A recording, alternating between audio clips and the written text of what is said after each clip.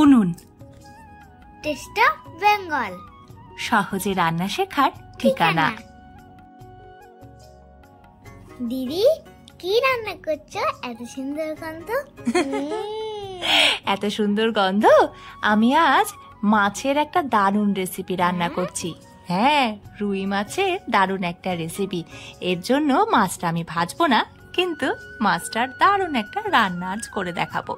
আর ঘুটুর সাথে আপনারাও দেখুন আমি কিভাবে এই রান্নাটা করছি।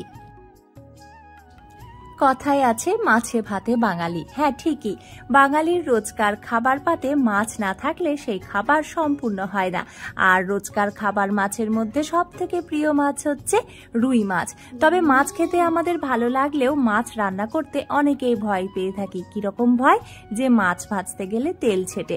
তা এই রান্নাটা আপনি এইভাবে করবেন এবং দেখবেন এটা খেতে খুবই ভালো হয় আর রান্না করাটাও খুবই সহজ হয়। অর্থাৎ মাছ ভাজতে হবে না, তাই তেল ছিটকানোর এবং হাতে ফোসকা পড়ার কোনো ভয় নেই।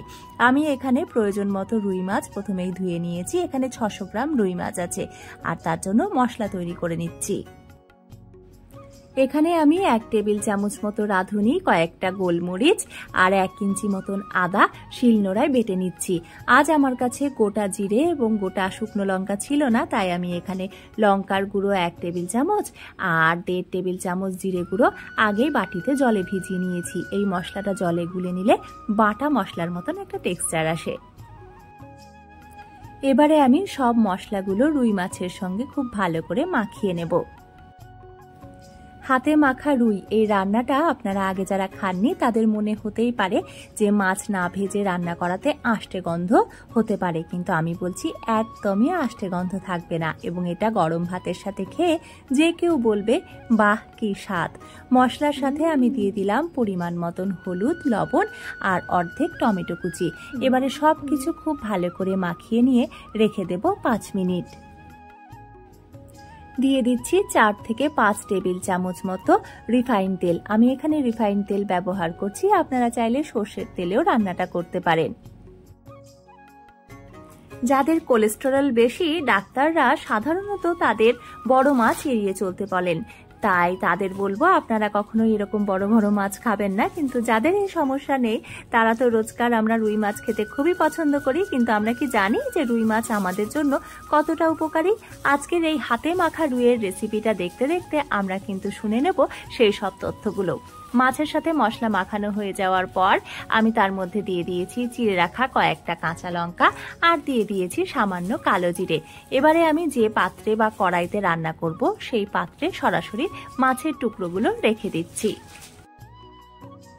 রুই মাছে থাকা ওমেগা 3 ফ্যাটি অ্যাসিড হার্ট ভালো রাখতে এবং দেহের ট্রাইগ্লিসারাইড লেভেল কমাতে সাহায্য করে থাকে।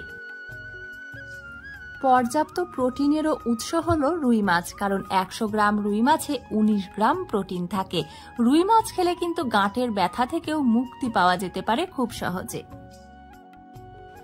গ্যাসের আঁচ মাঝারি পর্যায়ে রেখে আমি কড়াই বসিয়ে দিলাম এবং প্রথমেই আমি জল দিচ্ছি না, এই মশলাটা আমি গরম হতে দেব।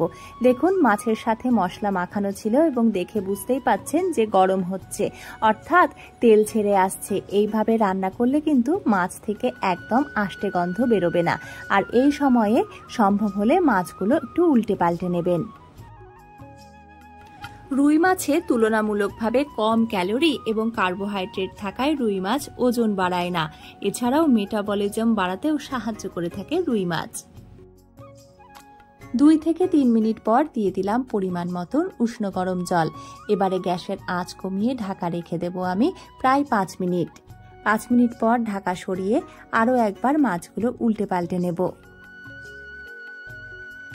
রুই মাছ সহজপাচ্য এবং রুই মাছে থাকা ভিটামিন ই আমাদের ত্বক ভালো রাখতেও সাহায্য করে থাকে। আরও একবার ঢাকা দিয়ে দিয়েছিলাম প্রায় 6 থেকে 7 মিনিটের জন্য। এবারে ঢাকনা সরিয়ে নিচ্ছি। গ্রেভি শুকিয়ে এসেছে এবং মাছও সেদ্ধ হয়ে গেছে, অর্থাৎ আমাদের রান্না পুরোপুরি কমপ্লিট। এবারে গ্যাস বন্ধ করে দিয়ে দেব সামান্য গরম মশলার গুঁড়ো। এই গরম মশলার গুঁড়োটা বাড়িতে বানানো, হ্যাঁ বাড়িতে বানানো শাহি গরম মশলার গুঁড়োর লিংক আপনারা পেয়ে যাবেন ডেসক্রিপশন বক্সে। মিষ্টি জলের এই মাছ অর্থাৎ রুই মাছ আমাদের শরীরে ফসফরাস, সেলেনিয়াম, পটাশিয়াম সরবরাহ করতে সাহায্য করে থাকে। এছাড়াও রুই মাছে থাকা vitamin B12, vitamin A, vitamin D এবং ভিটামিন E আমাদের সুস্বাস্থ্য বজায় রাখতেও সাহায্য করে থাকে। এমনকি ইউরিক অ্যাসিডে যারা আক্রান্ত তাদের জন্য রুই মাছ ভীষণ উপকারী। উনুন টেস্ট অফ বেঙ্গল খুব সহজে আপনাদের কাছে বিভিন্ন ধরনের রান্না শুধু পৌঁছে দেয় না, তার সাথে জানিয়ে দেয় নির্দিষ্ট খাবারের গুণাগুণগুলো। তাই এখনো যারা চ্যানেলটি সাবস্ক্রাইব করেননি তাদের বলবো রেসিপির সাথে বিভিন্ন ধরনের তথ্য জানতে চ্যানেলটিকে অবশ্যই সাবস্ক্রাইব করে বেল আইকনে গিয়ে অল নোটিফিকেশনটা অন করে নিন। তবে হ্যাঁ, যদি মনে হয় যে আপনার কোনো শারীরিক সমস্যা হচ্ছে তাহলে কিন্তু কোনো খাবারের ওপর পুরোপুরি নির্ভরশীল না হয়ে ডাক্তারের সাথে অবশ্যই পরামর্শ করবেন। যারা ফেসবুক থেকে দেখছেন তাদের বলবো পেজটিকে লাইক এবং ফলো করবেন। আপনারা এতক্ষণ দেখছিলেন উনুন টেস্ট অফ বেঙ্গল। আজ এই পর্যন্তই। দেখা হচ্ছে পরবর্তীতে অন্য কোনো রেসিপির সাথে। ধন্যবাদ। Bye bye.